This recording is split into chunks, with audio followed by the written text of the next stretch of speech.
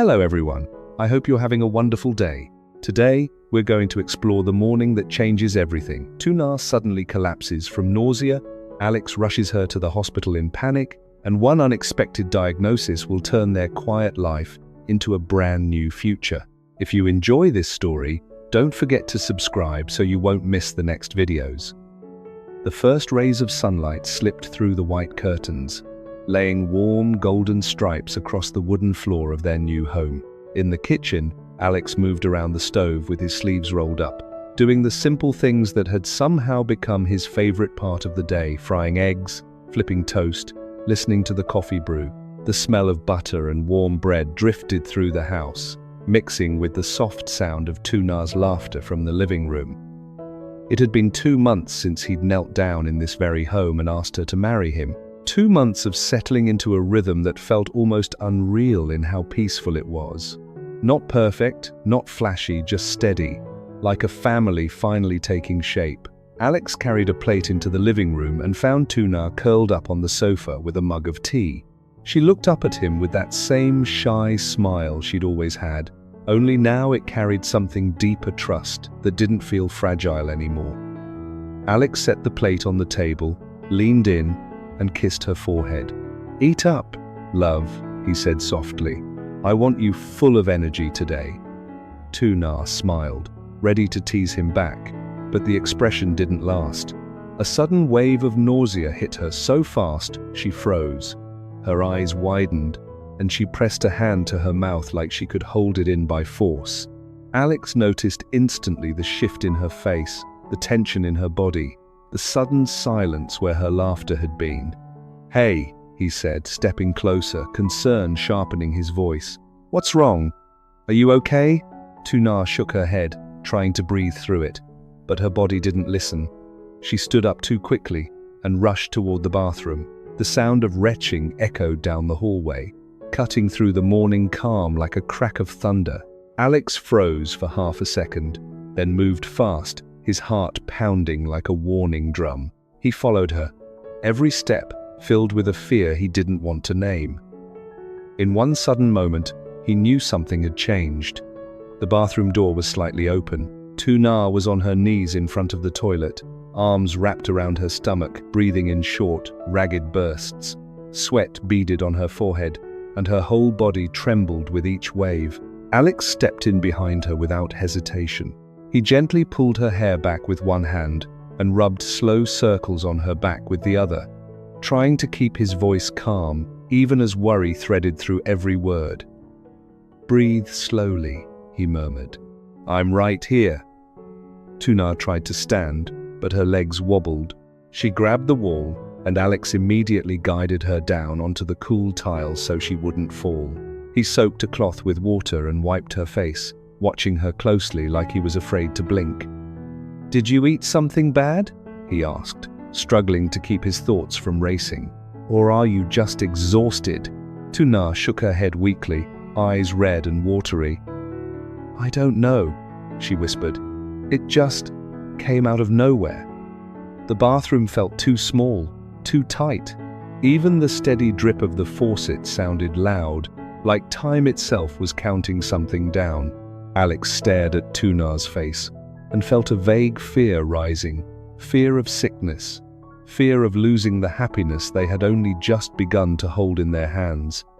He pulled her gently against him, holding her like an anchor. "No matter what this is," he whispered, "you're not going through it alone."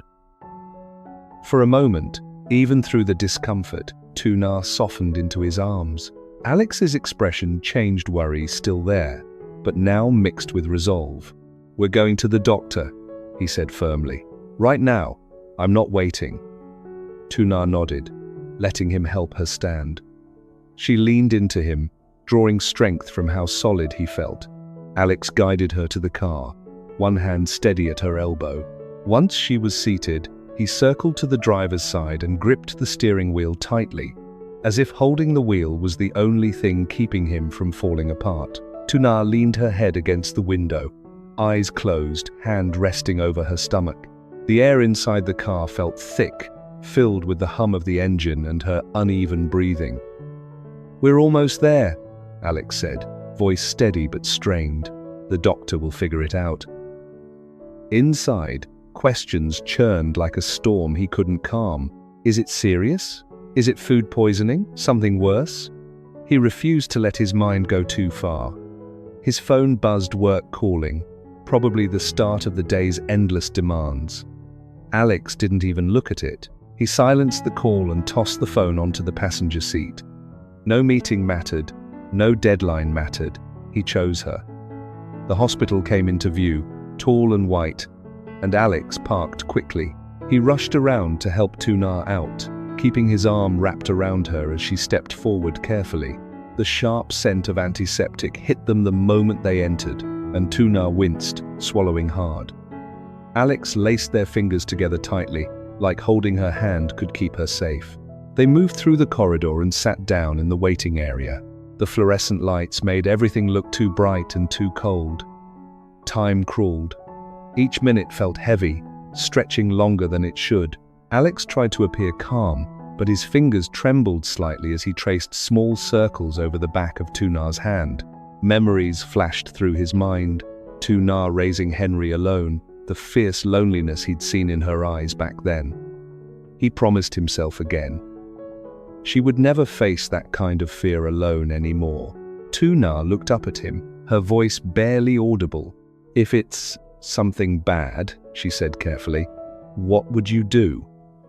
Alex squeezed her hand harder, his eyes locked on hers. Whatever it is, he said, voice thick but unwavering, we face it together. I promise.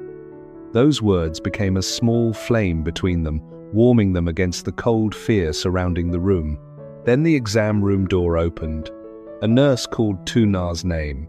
They stood, legs heavy, and walked together. Alex stayed close, as if he could shield her from every unknown with nothing but his body. Inside the exam room, a calm, middle-aged doctor greeted them with a gentle smile. Tests were done. Questions were asked. Silence filled the spaces between. Alex's heart hammered in his chest, loud enough that he was sure the doctor could hear it.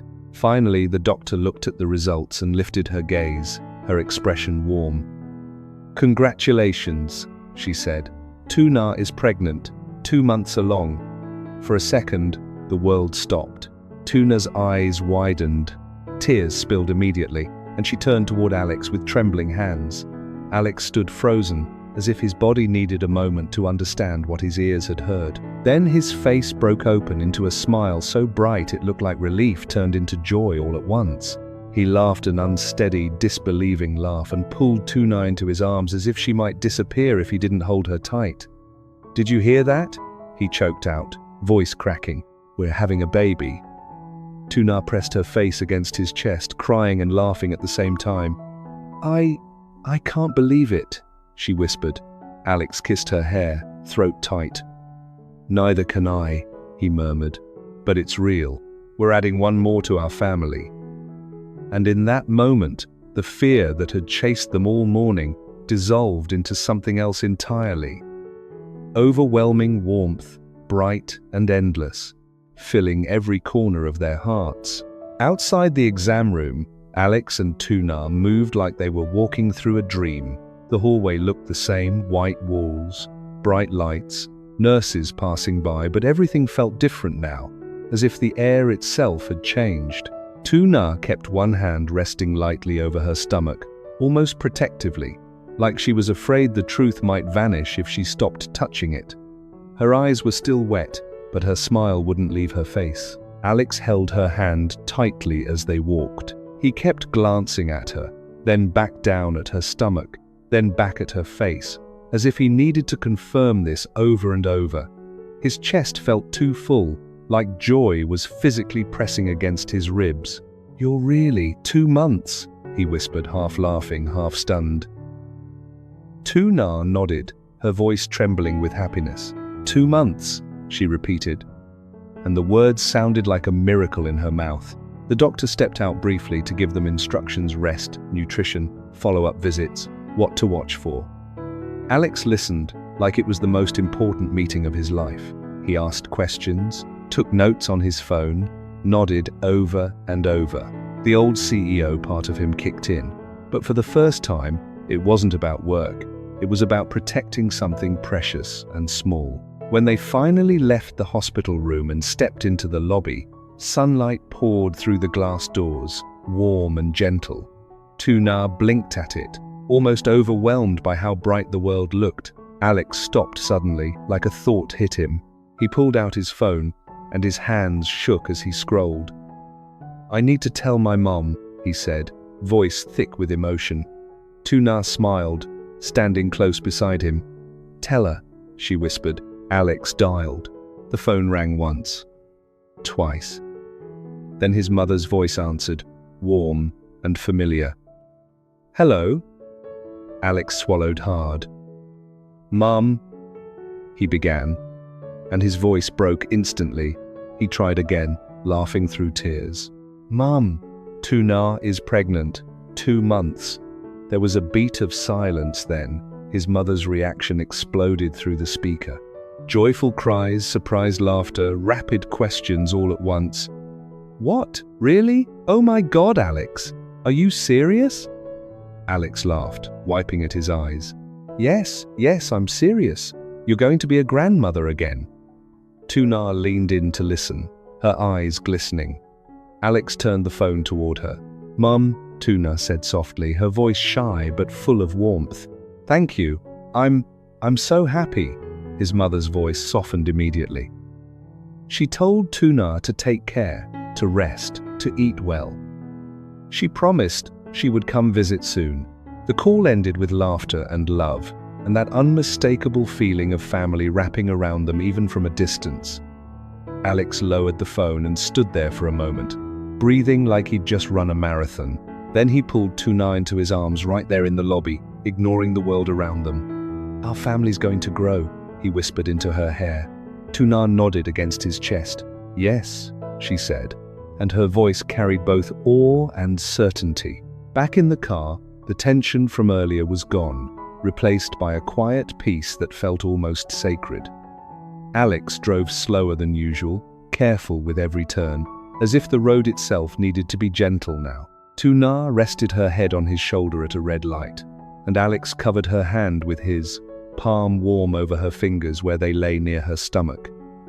Sunset began to paint the sky in gold as they drove home. Soft music played low in the background, but neither of them spoke much. They didn't need to. Their hearts were loud enough. Alex finally broke the silence. "I can already picture it," he said, his voice softer now. "Henry as a big brother." Tuna smiled, tears gathering again. "I can picture it too," she whispered. "He's going to be so proud." Alex's eyes shone. "Our baby will have a little hero," he said, and the thought made his throat tighten.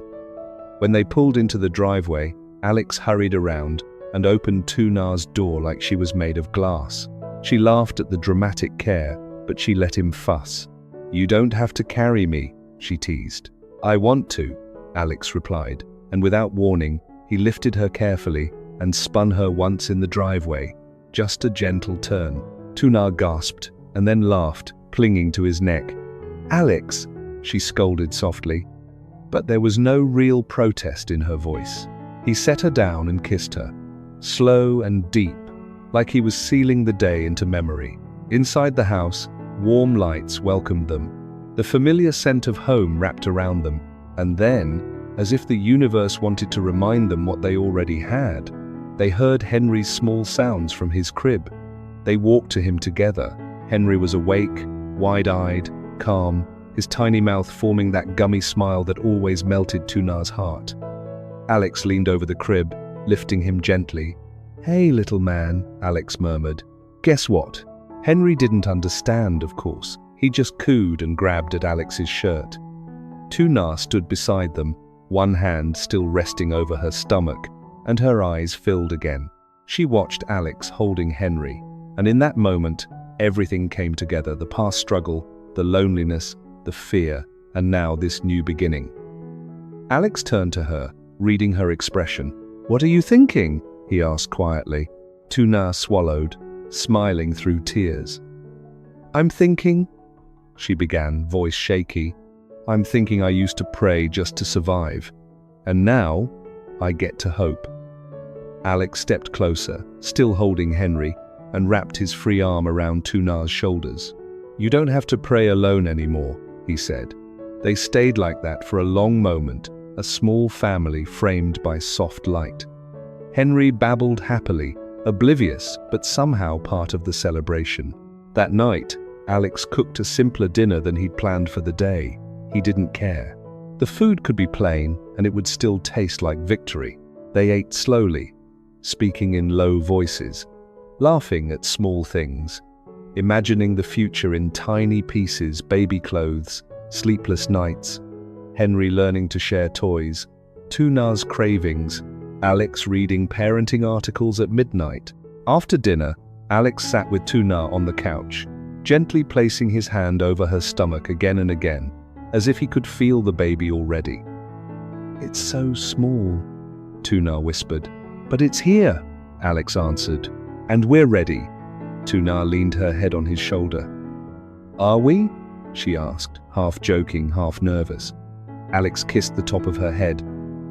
"We'll learn," he said, "together." Later, when the house was quiet and Henry was asleep again, Alex stood by the window and looked out at the dark garden. 2 months. The baby had already been with them through so much without them knowing. He felt a wave of gratitude so strong it almost knocked him off balance. Tunar came up behind him and slipped her arms around his waist. "You're thinking too much," she murmured. Alex smiled. "I'm thinking about how lucky I am," he said. Tunar rested her cheek against his back. "Me too," she whispered, and in the silence that followed, the future didn't feel scary anymore. It felt close. It felt real. It felt like home. 2 months after Alex's proposal, their new home feels peaceful until Tunar is struck by sudden nausea at breakfast. Alarmed, Alex comforts her through vomiting and insists on seeing a doctor immediately, ignoring work calls and focusing only on her. At the hospital, they wait in tense silence, fearing something serious, and Alex promises she will never face hardship alone again. The doctor's results reveal an unexpected truth. Tunar is 2 months pregnant. Shock turns to tears and laughter as Alex embraces her, overwhelmed with joy at adding a new baby to their family with little Henry. Outside the hospital, Alex calls his mother, sharing the news as Tunar holds her stomach in disbelief. They drive home under a golden sunset, dreaming of Henry as a proud big brother, grateful that their fragile happiness has become real today.